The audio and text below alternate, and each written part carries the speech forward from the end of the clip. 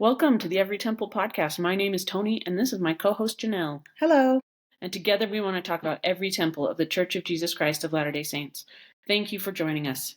Elder Stevenson said you are never lost when you can see the temple. The temple will provide direction for you and your family in a world filled with chaos. It is an eternal guidepost which will help you from getting lost in the midst of darkness. Hey Janelle. Hi. How's the wedding planning going? There's so much happening all the time. All the time. And this is like, we are cramming this recording session in because school is about to end. Yeah. And summer is coming, and we've got to spend all summer cleaning up after our kids. Basically, yes. Yeah. The kitchen will never be clean for the next 3 months. Never again. There will always be cups on the counter. Yep. And so if this podcast seems a little off, it's probably because we really had to make sure we did this before school got out. Yep. But it's great. There's lots of great stuff. And we may not post a whole lot during the summer. Yeah. Or maybe at all. We don't know. We'll see what happens. But, we're busy moms. So I really, really plan to keep doing this podcast after the summer. Yeah. Yeah, for sure. Okay, good. Hey. All right. So some temple news. The Kenya Nairobi temple was dedicated last weekend by Elder Suarez. It is the first temple in East Africa, which is admittedly a very large area, but they've got a lot others announced. And then the Abidjan Ivory Coast temple will be dedicated this Sunday by Elder Razband. This temple was announced 10 years ago by Elder President Monson, so they've been waiting very patiently. Okay, they just had lots to go through, huh? Yeah, and they have like 17 stakes ready to go for this temple. Cool. Yeah, it's awesome. Okay, so the other thing we got to talk about is we went to the Syracuse Temple. Yay! We went to the open house last week, and it was awesome. It was cool. I love open houses. Yeah. You are so good at going to them, and you are now teaching me to go to them. Even when you have to drive an hour, it's worth it. It's like, well, I'll just tell you now, because the Jordan River Temple was rededicated. And you went to it? No. Oh. And I regret it. I regret not going. I regret not ever going up and looking at it because, anyway, we'll talk about it. Yeah. We'll get there. But the Syracuse Temple, so inside we noticed right away there was this flower motif that they used everywhere. It's a 10-pointed flower, but it's like five sets of 2, basically. Yeah. And so the whole time we were walking around, I was like, what is this flower? Somebody's got to tell me what this flower is. Nobody knew that we talked to. And so we finally came home and Googled it and looked it up, and it's called a snowball sand verbena, which is a very tiny flower in a snowball. That you find in the sand? That you probably find in the sand. The sand around the... This temple's very close to the Great Salt Lake, so they used a lot of native stuff like that. Yeah, because there was a beautiful painting in there of the Great Salt Lake, and there was sand and these little flowers in the sand. I really liked that painting. Yeah, so if anyone's still going to go to that, or if you've been and you wondered what that flower was, it's called the snowball sand verbena, and it's very beautiful. The stained glass doesn't feature that flower, but it does feature some very beautiful desert paintbrush. Yeah. Red, and then something white in the middle. I don't know what the white flower was, but it was I'm not really entirely sure. And reeds. It actually, the stained glass reminded me of like a river or a lake with reeds. Very much. Yeah, I liked it. It was so pretty. It was very cool. The stained glass is out of this world on these recent temples. I know. Isn't it gorgeous? Yeah. Yeah. Holdman Studios, they're the new, artists to watch out for. Yeah, because they're not doing murals anymore. In fact, I went to the Provo City Center Temple, and there was a mural, and it surprised me. Yeah, they did beautiful murals in there. So stained glass is all it's in. Okay, and then the layout of this temple was different. Mm-hmm. We went in the back of the temple, opposite of the steeple, and in the back that's the baptistries. Yeah. So 2 baptistries. This was the first temple to open with 2, and it was like identical baptistries on opposite ends. So you could be assigned to the North Baptistry or to the South Baptistry. Yeah. And I'm so excited about that. I think that's going to be great. And it keeps having them separate. I didn't know how they were going to do it. I thought, are they going to have 1 locker room and 2 fonts? And I like how they did it because it will contain the noise, and the madness, and it will just be more organized. Yeah, it's really good. Yeah. So that was great. And then we went up a lot of stairs. Second floor was instruction rooms. There's 4 instruction rooms. Yep. And then third floor, was there anything else on the second floor? Third floor was ceiling rooms. Well, the celestial room. Yeah. It's on the second floor. Third floor was the ceiling rooms, 4 ceiling rooms, which were huge. Yeah. There must be more than that. Janelle believes that there are more secret ones that are just for basic temple work, not for big weddings. Ceilings. Yeah. I don't think so, but I'm happy to be wrong. So, and then also on the third floor was the initiatories. Yes. Which I kind of liked. I liked that they got them out of the locker room. Is this something that we've seen in more recent temples? Because I haven't been to a lot of... Well, St. George is like that. Okay. But, I mean, that was an old temple. Yeah. So, I don't know. Maybe they're... It. Yeah. I'm not sure. But, yeah, St. George has it on an upper level. I think like Orem... I went to Orem recently, and it was next to the locker room. But it wasn't in the locker room. Okay. But it wasn't on the third floor. Okay. Interesting. Anyway, so that's our review of the Syracuse temple. And the other temple being dedicated this summer will be the Antofagasta, Chile temple. Are we going to go to that open house? Sure. Let's do it. Well, just in case we don't do another temple news before that. And then the next one after that is like August. So hopefully we'll be able to record something by then. Okay. Yeah. So no pressure. Okay, my whole summer, like, it's not usually like this. There is a lot going on this summer. And to me, it's like almost already over. And it hasn't even started. Just like, we got to do this. And it already went like way too fast. And then we'll be back to school. They will be going back to school. Yeah. All right. Let's start talking about today's temple, the Jordan River, Utah temple. So in the year that it was announced, 1975, like half of the church's endowments were being done in Utah. Yeah. Salt Lake, Provo, Ogden, Logan, Manti, St. George. Yeah. So, well, not even the south ones. They're saying they're saying in Wasatch Front. Yeah. In Salt Lake. So they just needed another temple up here to take the heat. So it became necessary to build a 7th house of the Lord in Utah. A temple was announced for South Jordan on February 3rd, 1978. The temple total cost was about $14.5 million, and it was raised entirely by church members. Yeah.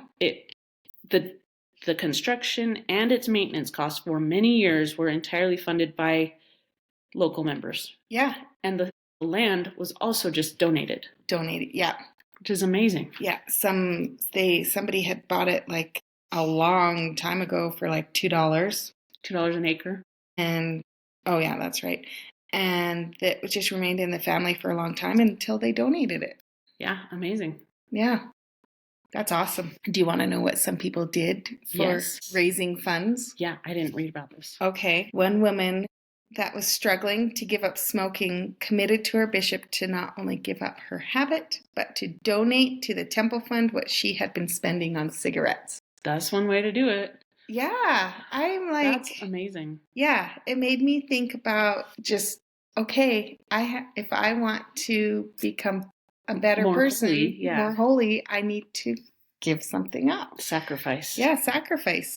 So I just love that sacrifice that she did there. And then 2 young boys went door to door selling loaves of homemade bread.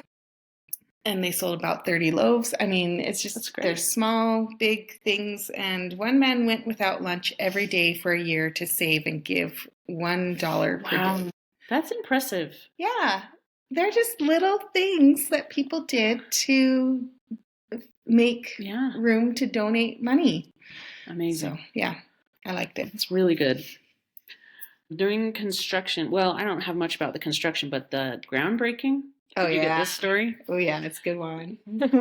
President Kimball, he's like 84 at this point. He concludes his remarks. He finishes his talk and gives the groundbreaking prayer, dedicatory prayer. Yeah. And then instead of just grabbing a shovel, he jumps into a backhoe and starts using it to break ground. And like, I searched for pictures of this because I really wanted to see it. Yeah. But not a lot. What a spicy man. So, yeah, I know. And I'm imagining this, because Spencer W. Kimball was little. Yeah, he's a little guy. And he's 84. Yeah. Jumping into this machinery. And he put into action his often quoted admonishment to lengthen our stride. Lengthen our stride. So instead of one little shovelful, he took a giant shovelful. Yeah, yes, that is very good for groundbreaking. Yep. This is going to be a big deal. Yep. It says when he did this, more than 10,000 people started applauding. Yeah. So the reason I said I wish I had gone up, I mean, I still could go up and see this temple, is because it's one of the 5 that has Moroni holding the plates. Oh, yeah. Mm-hmm. And it's a unique Moroni situation. Yeah. And I didn't know that until yesterday. Well, I guess I knew it. I know we've listed the 5. We have, but sometimes it just doesn't click. It slips in. Anyway, so it's a very unique one. When we first moved here, I wanted to take the kids just around on Sundays. We just go look at a different temple on a Sunday and just... Yeah. Anyways, so that was one of them. We went and looked at Ochre Mountain and Jordan River, because though this was the first time 2 temples were built in the same city. Yes. Well, when Ochre Mountain Temple was built. Anyways, we went there and looked at it, but I didn't think to look at Moroni holding the place. So it is beautiful, and the grounds are beautiful. Yeah, it's 15 acres. It's plenty of space. Yeah. So maybe I should do a Sunday drive up there. That's a good idea. What else? The open house. The church held an open house from September 29th to October 31st, 1981. Over 500,000 people came, estimated 15 to 20% being non-members. And then the biggest day was like the October 29th, 30,000 people. It's the highest recorded attendance at the time for one day. For one day, yep. Yeah, so that's 32,000 in one day. Yeah. That's like just go. Yeah. It's like that was probably back when it was just like a follow the line. Yeah. They didn't stop you and have little talks. Yeah. Prepared words. Yeah. They have a cornerstone. They don't always talk about. I think every temple has a cornerstone that they put stuff in. Okay. But they don't always talk about those. But there, inside the cornerstone is an airtight copper box containing articles and documents important to the temple and the church history. Very interesting. So I wonder when we're going to open those. Because they don't, I don't know. Well, I wonder if Provo's got opened. Maybe. I wish I'd checked that. So this kind of came into my head. Like maybe I wonder if we have to do that now, because everything's like online now. Like we have the history of the temple. Like right. What important documents are in there that we can't access now? And like maybe for older temples, it was a way to try and preserve, even though sometimes it wasn't. Yeah, sometimes it didn't work. Maybe that was their way of trying to preserve things, but now we have a much better way to preserve things. I don't know. I think it's very much like a time capsule thing of like, this is what's important right now. At the time. Yeah. But I don't know what did put in today to the temples. Right. But I also don't know what they would have put in the 80s. Yeah.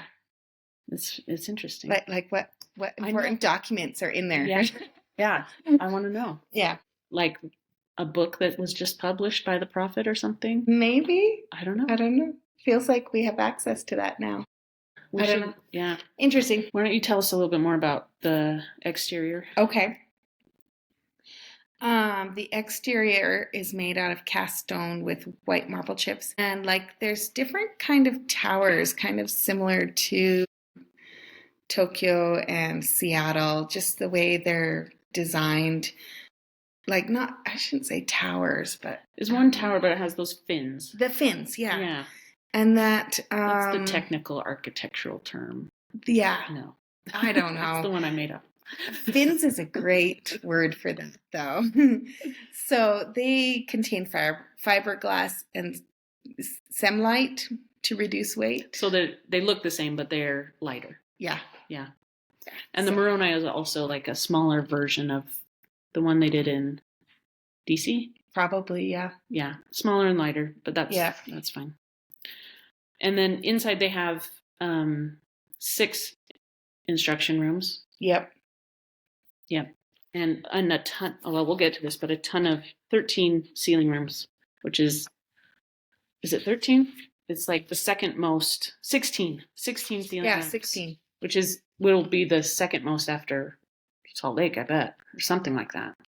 Yeah. It's a lot. They're probably not as big as the Syracuse ones, though. They're probably a little smaller. So following the dedication of the Jordan River Temple, it quickly became one of the busiest in the church. And I feel like we say that every time they dedicate one in Utah. Yeah. And then it was super busy. Yes. It broke records. Yeah. Every time. Yeah. So they needed them. Yep. Okay. I have a little church history to go into. Okay. That sounds good. So we saw at the groundbreaking, President Kimball was jumping onto the backhoe. That was 1979. By the time of the open house and dedication, he was confined to a wheelchair. And that was 81. So he had a lot of health problems throughout his life. He had heart attacks, throat cancer, coronary artery disease that President Nelson actually performed the surgery that kept him alive. He had arthritis and a lot of other things. But he had traveled to 85 countries as the prophet. That's amazing. Yeah. He'd done a lot to advance the church, including the revelation on the priesthood, doubling the number of missionaries, and announcing and dedicating these temples that we're talking about. In the summer of 1981, his body finally just couldn't keep up, and he slowed way down. And this is when he called Gordon B. Hinckley to be a third counselor in the first presidency, because his counselors were also quite old and unable to keep up. These counselors were Marion G. Romney and N. Eldon Tanner. They were both in their 90s, I think. So at one point, they diagnosed President Kimball with a subdural hematoma. Okay. They drilled a hole in his head and drained over a cup of blood. What the? Yeah. Warning. And they had to redo that, I think, at least once. Oh my So goodness. he was pretty incapacitated, Okay. bound, I'm pretty sure. Yeah. Mostly. But on good days, he could meet with President Hinckley and give approval about things. So that was the summer of 1981 when Hinckley was put in. But in November 1982, N. Eldon Tanner passed away, and President Hinckley was moved into a more permanent second counselor position, and Marion G. Romney was still first counselor, even though he was also unable to do anything. President Hinckley handled all the day-to-day church business until President Kimball passed away in 1985 at age 90. So he was in charge. He was running things for 4 years. And then President Benson became the prophet, and he chose Hinckley and Monson as his counselors. And President Romney was still alive, but they put him back in the quorum where he would be the president of the 12, but because he was unable to do anything, they had an acting president of the quorum of the 12 apostles, and that was Howard W. Hunter. Okay. So that was my church history moment. Okay. That was a lot, but I wanted to understand the third counselor thing. Yeah. And how it all went down. Yeah. So I just did that. Thank you for bearing with me, and I hope it all made sense. Okay. And then we got the dedication. So President Kimball was there in a wheelchair with his wife at the dedication. It was there. I think he's kind of surprised people. It was their 64th wedding anniversary. Yeah. Cute. He wrote the dedicatory prayer, and President Romney delivered it. Okay. So this is one thing that he said. This is about the fundraising. May each contributor, whether of money or services or goods, rejoice in the opportunity to assist in thy holy work. Wilt thou open the windows of heaven and pour out blessings upon them? May they be assured of the gratitude of those uncounted millions who have passed beyond this life, for whom the prison doors may now be opened and deliverance proclaimed through the devoted service of thy people in this and other sacred temples. And I just want to remark again that it is impressive that this temple was just run on not even tithing funds. It was just the an additional donation that people made to keep it open and running, which is amazing. It is. Is it true that it's the fourth largest temple? I think it is. It's very big. Still? Today? It might be. Yeah. It said? That's what I read. It would be Salt Lake, LA, DC. And then this one. And it's not that much smaller than LA and DC. Really? Yeah. I think we better go. I think we need to go walk around in it at least, or around outside of it. Yeah. I think I need to go inside. It's been sitting there all this time, and we had no idea. I've been there, but I didn't realize it, because it's not tall like DC and LA are, I feel like. No, it's not. I don't remember it being really tall, but it takes up some space. 148,000 square feet. Okay. So yeah, that's pretty big. Yeah. 6 instruction rooms, 16 ceiling rooms. Yeah. I wonder how many people sit in the instruction rooms. Oh, do we know that? I do know that. It's 175 each. In each instruction room? But they don't look much bigger than like Timpanogos. Okay. I have some pictures. Okay, They I don't guess so. They don't look enormous. But Okay, so fun fact. There was an escalator in the temple. Yeah. They took it out in the renovation. Just an automatic stairway to heaven. Yes. It will just take you there. Jacob's ladder. All the way there. I was kind of like disappointed that they kind of took them out. There is a lot of stairs in these temples. Yeah. And it feels like they're building more. Yeah. I know. I mean, they have elevators, but I'm like, escalators, that'd be nice. Yeah. I wonder if they were too loud. Yeah. Too prone to break. They're a little ugly. They're a little ugly. They can't do white ones. I guess not. White carpeted escalator. That's what we need. Yes. That would be perfect. All right. I have another fun fact. Okay. 30 of those in attendance at the dedication were elderly members who had been at the dedication of the first temple in the Salt Lake Valley, the Salt Lake Temple. Most had been very young at the time, but they still remembered the event. That's so cool. But this is like 90 years, right? Yeah. Is my math wrong? 80 to 93? Yeah. Isn't that amazing?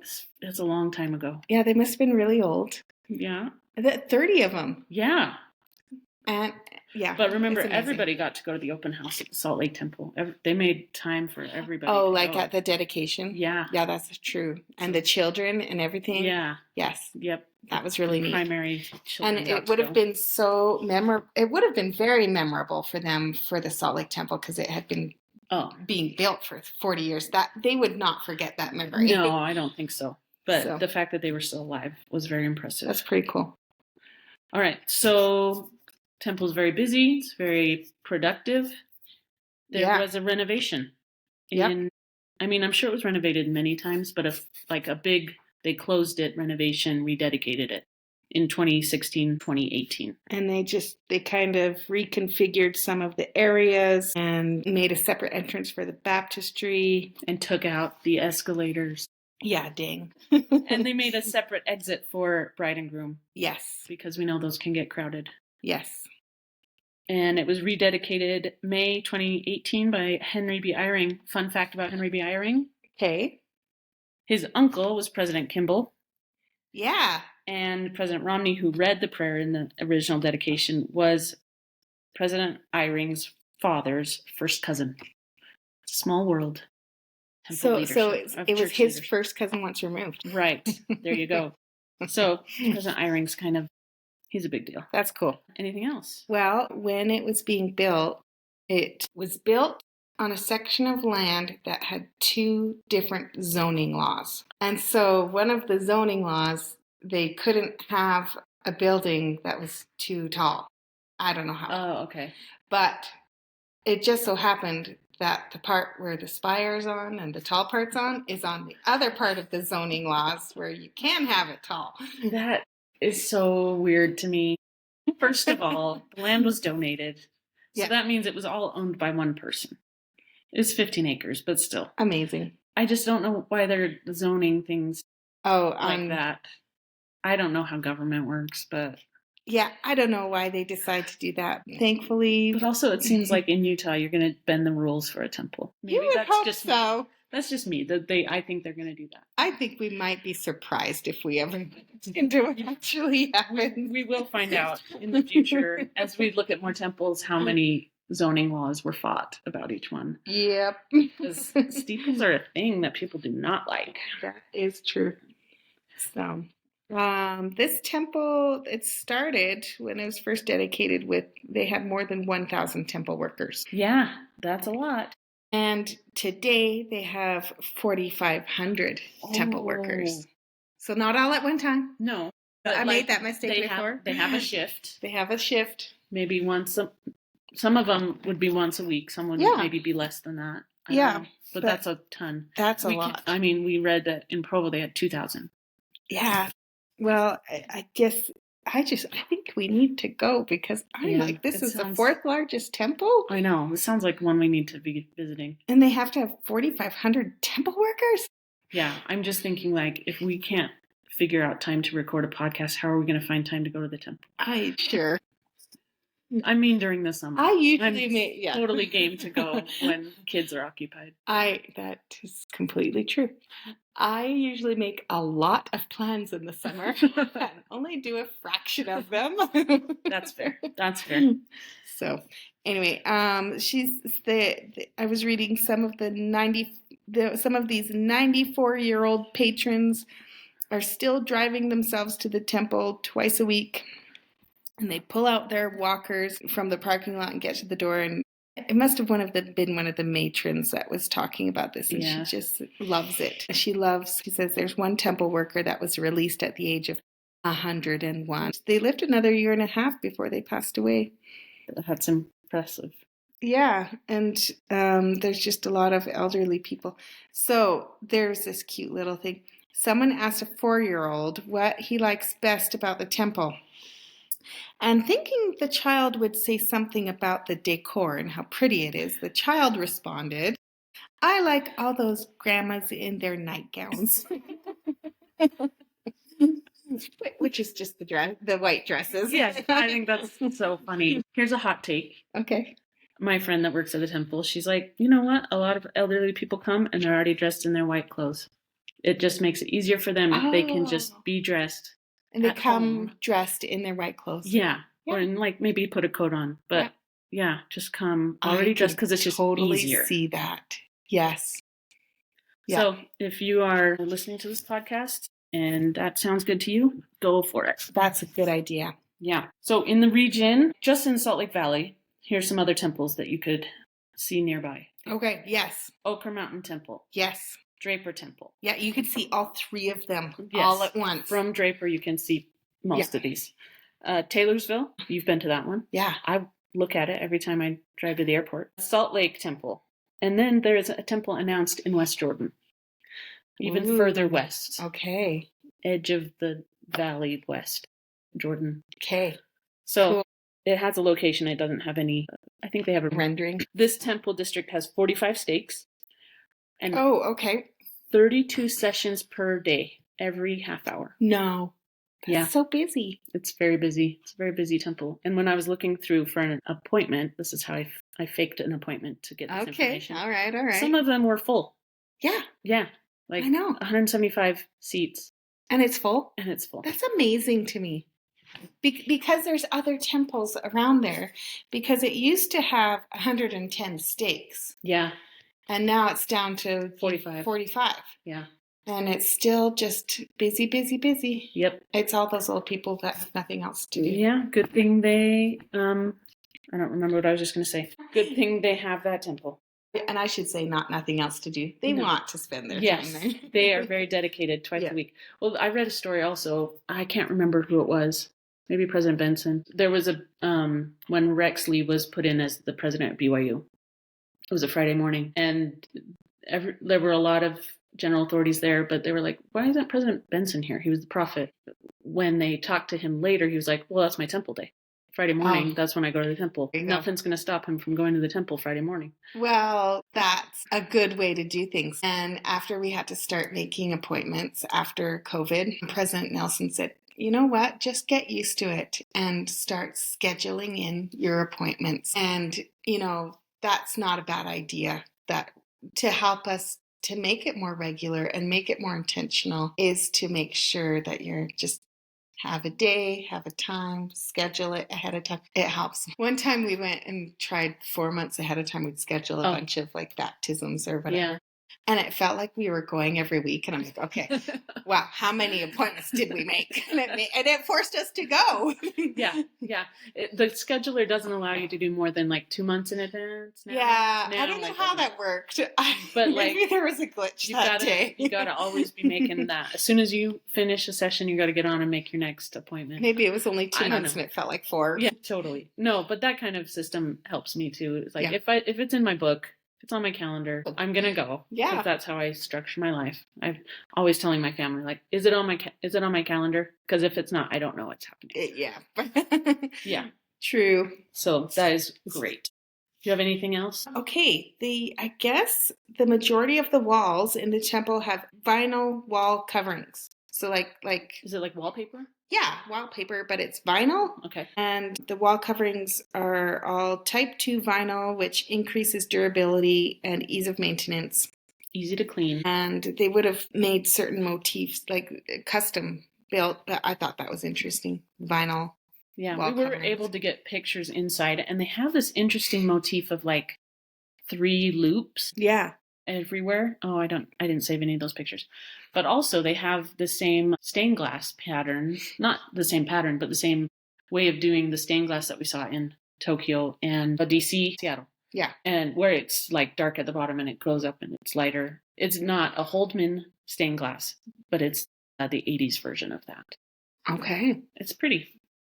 Well, and they imported lots of materials like marble from Italy and Turkey, mahogany from Africa, and fabric from Thailand and China. Anyway. Really pretty. Yeah. So they did a good job. Yeah. Big temple. Yeah. Big, busy temple. All right, you ready for some facts? Yeah. Okay. And I'm all done. I don't even have my little thought. You're going to have to make something up. The announcement came February 3rd, 1978, and this is when they made an announcement. It was like the Wednesday before conference. And I wish I could see a recording of that because, anyway, it comes up again. The groundbreaking and site dedication was June 9th, 1979 by President Kimball. Dedication was November 16th through 20th, 1981. Written by Spencer W. Kimball, read by Marion G. Romney. And the rededication, May 20th, 2018 by Henry B. Eyring. Its site is 15 acres. And there is a Angel Moroni, always was there, and he's unique. He's holding some scriptures, or some plates, I guess. 6 instruction rooms, 16 sealing rooms, 1 baptistry. I bet they wish they had 2 baptistries now. Probably have wanted one. I bet you they're going to start doing this more too, the 2 baptistry thing. Yep, yeah, we're going to see it. Yeah.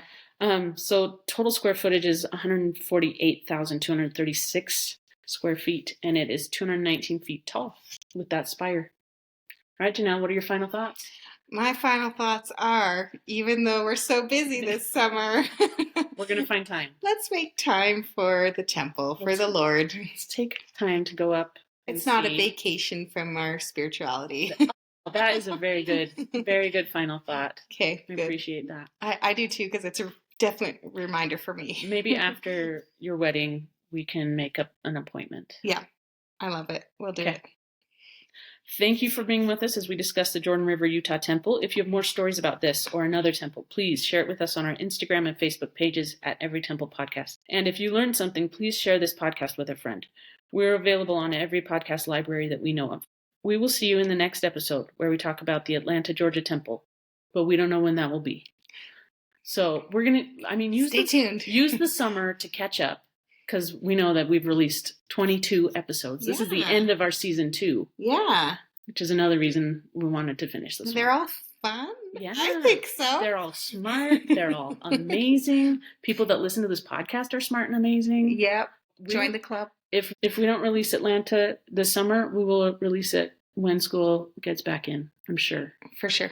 Okay, if you want to learn more about why we build temples and the role they play in our religion, please visit churchofjesuschrist.org/temples. We are not sponsored by or affiliated with the Church of Jesus Christ of Latter-day Saints.